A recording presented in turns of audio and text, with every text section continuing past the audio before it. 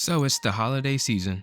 Here's my gift to you, the long-awaited Texture Modding 101 for Bleach HTS7. I'll be using my build of the game as an example because there's textures here that I've already worked on, but this is essentially building on top of the English texture mod pack from Hezi the Great. Before we get started, I'd like to mention that if you are playing the game on your mobile device and you'd like to follow along the tutorial, every step of this process will work for you. Just make sure that you have a photo editor already downloaded on your mobile device, be it an iPhone, an Android, or a tablet. And also make sure you have a way to access the textures.ini file, which might need a dedicated notepad editor from the App Store or from the Play Store. Trust me, I'll do my best to guide you through, okay? Just literally follow everything I'm saying and everything I'm doing. I've split the screen into 4 quadrants, as you can see.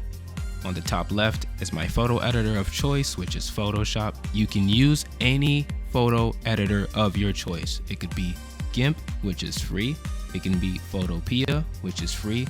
Hell, it could even be Canva. On the right is my actual game, so if I press a button, there's a response from the game. On the bottom left is the textures.ini file. Now, don't be discouraged. This is not as crazy as it may look. Trust and believe, you can copy paste majority of what you're doing, and all you're changing is essentially the name of the file that you're working from to the new texture that you're trying to replace it with. Speaking of replacements, how do you replace textures? So in your emulator, which is the top right, you'll go to your game settings. Then you'll go to more settings. Also, if you've already configured a pause button, you can do that too. So my pause button is B when I'm already in the game. And then you can go to settings, controls, right? Control mapping. This is where you change all of your buttons and you set buttons for things. Now you can set your regular PSP controls, but when you scroll down, you'll also see that you can set a save state, a load state, which would be very handy for checking if your mods are loading, because you can save at the character select per se, or you can save at the intro when the match starts and then load that up to see if your texture got replaced. But what we want to do first and foremost is set a button for texture dumping and texture replacement. Now, texture dumping is when the game starts, or when the match or any textures in the game load in, you want to be able to see what they are and access them outside of the emulator or outside of the game. So texture dumping literally dumps the textures that are currently being ran, as well as hit effects, special effects. Anything that you do during that match is being loaded into a textures folder now. Texture replacement is self-explanatory. You can use this button to toggle it on to show the new textures, or toggle it off to go back to the original textures. This is the original main screen, and this is 15 years later, the one that I'm working on. This is a very old version, by the way. I don't know if I mentioned that my SSD died like just 2 days ago, so I lost 5 months worth of updates on texture mods for characters and whole costume overhauls, and it's really cool stuff that I lost, and it's unfortunate, but we move forward, okay?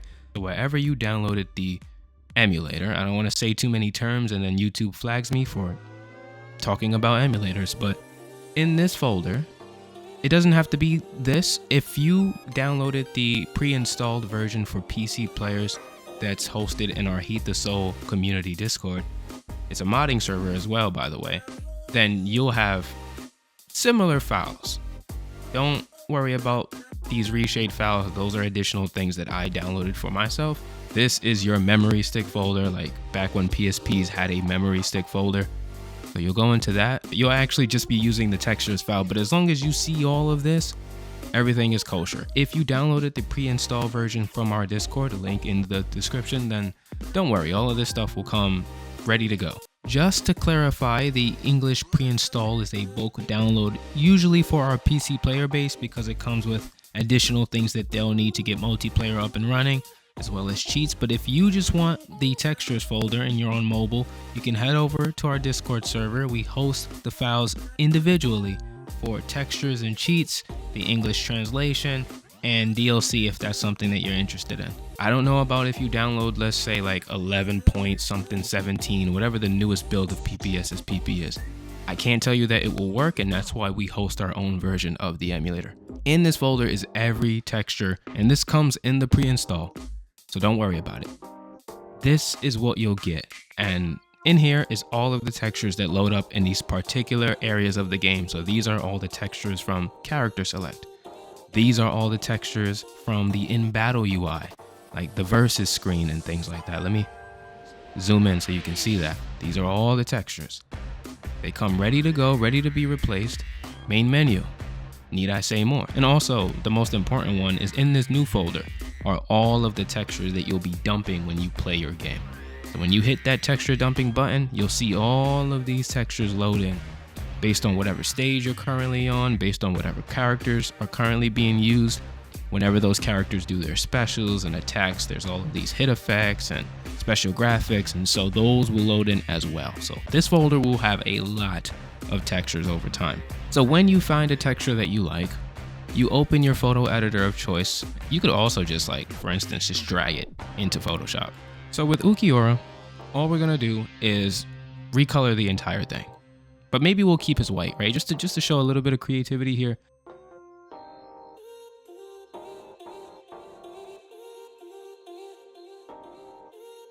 Okay, that's pretty cool, right? So he just went from black to red. Let's do a quick export as a PNG. So if you don't immediately see the inside of your textures folder, just navigate to wherever that is. So for me, that was in my downloads, in my pre-installed folder.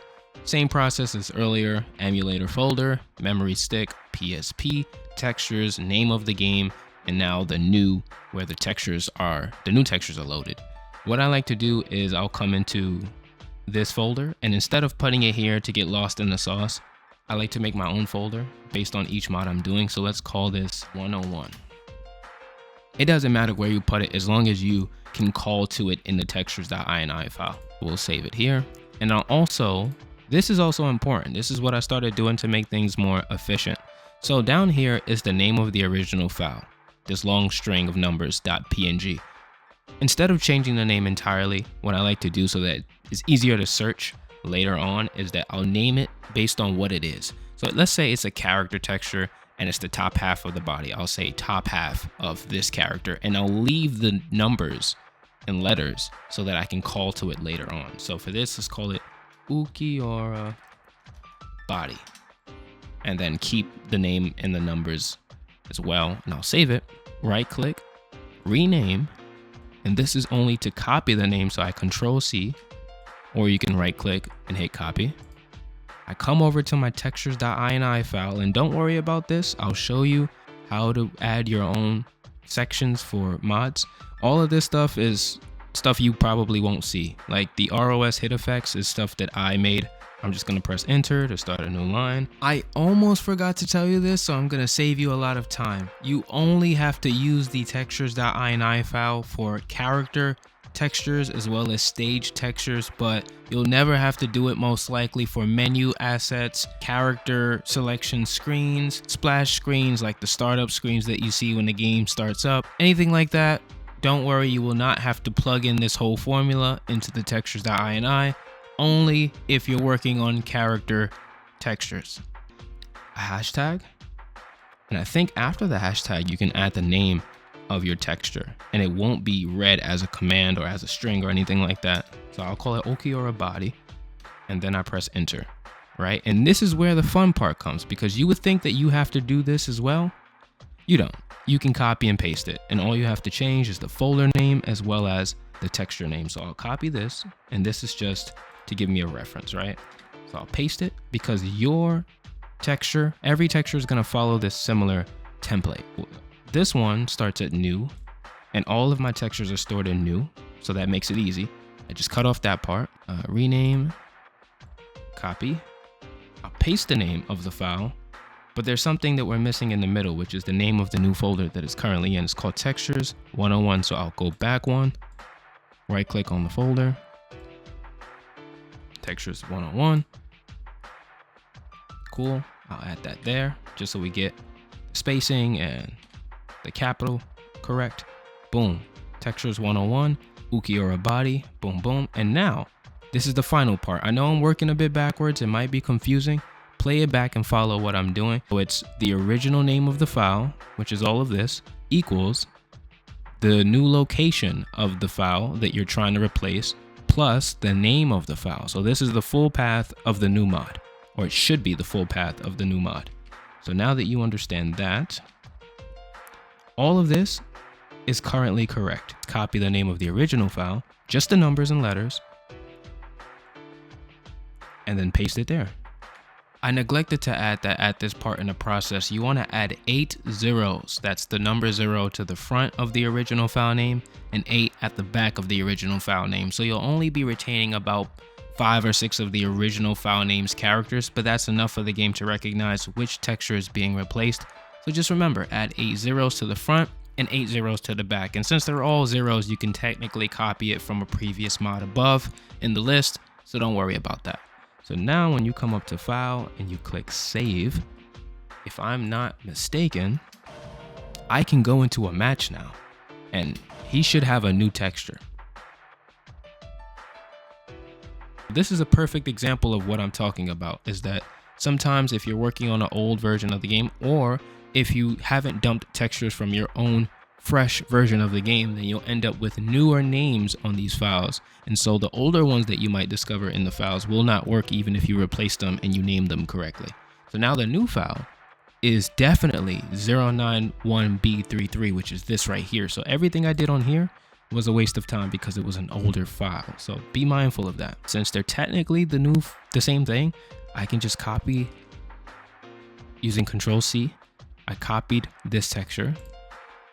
I can paste it here and just resize it. I don't want to have to go through all that work. So now I can export as a PNG, name it correctly, Ukiura main body, copy the whole name, save it. Now we have to fix the old one that did not work and replace it with the new file. Cool. Copy the name. Now save it. Now reset, and I'm certain that it's gonna work now. I have no doubts. There it is. Bro's wearing some fucking spandex. Okay.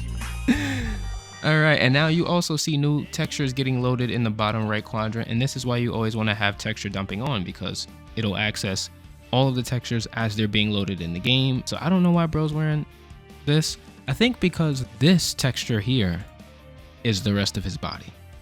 But the problem is, this, just like the last texture we just did, is the older version of the body. So what we need to do is scroll until we see the newest version of that file, and we can just drag the edits over. So they're already sorted by date, means this is the newest version of the file.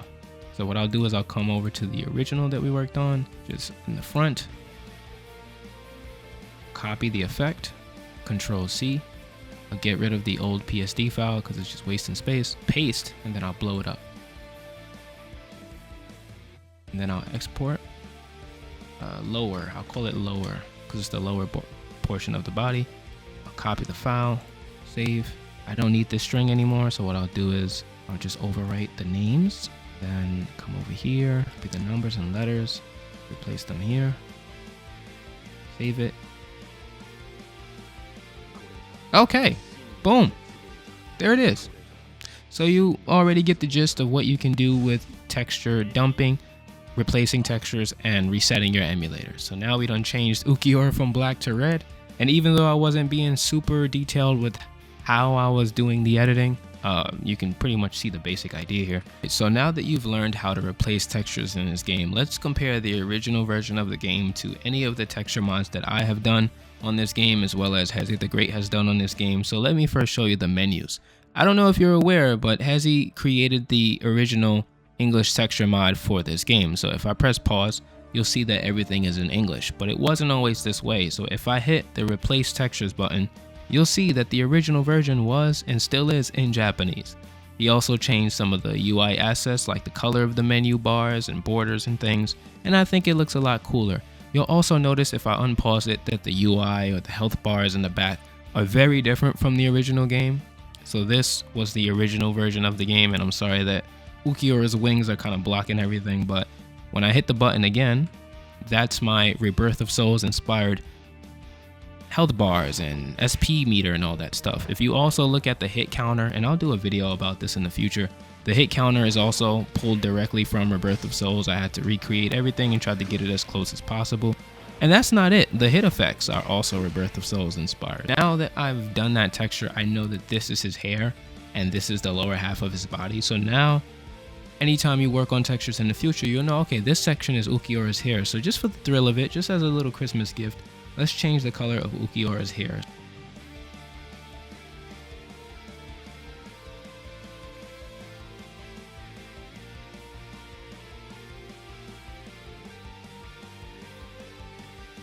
And then I load. You should have green hair now. So there you go. And now you see that some of the hair actually overflows into his model, and I think it's just because of this bit on the right. I think there's a bit of the texture that's not supposed to be colored. Nope, I got everything, so it seems like it's just green as a part of his actual fur. Textures off, textures on, textures off, textures on, textures off. Textures off, textures on, textures off, textures on. I'm toggling between. And there you go. So that's how you replace textures in Bleach Heat the Soul 7. Hopefully I made it very easy and digestible for you guys.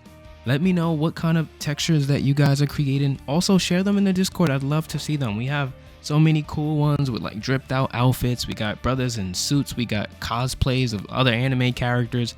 I saw one from Hezi the Great that I thought was really cool. And yeah, you know, you guys have fun with it, you know? It's the season to be jolly, go crazy. I did not mean to make Ulquiorra look like he was ready for Christmas. Like, he kind of looks like the Grinch, and I think that'd be a fire mod, but I don't know. Maybe I'll do that in the future. With that being said, thank you for watching. I'll catch you guys in the next video. Like it if you liked it. Comment if it was helpful to you. Comment if you have any questions also. And yeah, I'll catch you guys in the next one.